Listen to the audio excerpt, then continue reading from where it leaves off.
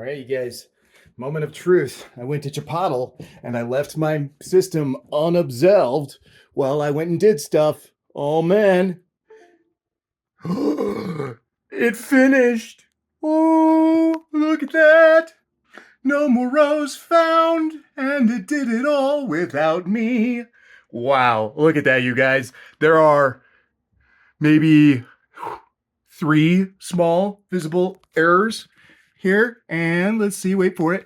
So just since we're here at the end of all things, you should see what's going on here. So here's our thing, right? This is our finished CSV. Now you see each one of those rows is a run for AI, and you can see how long it is, but they're not all the same length. They have a, wow, that just keeps going. And going and going and going and going and going. What is that? It's a Zorn. Anyway, the whole point is that each one of those entries is completely different. They're all unique and they're all of different lengths. And so, but now this just did this completely by itself without any supervision for me. I went and got a burrito and took my dog on a walk.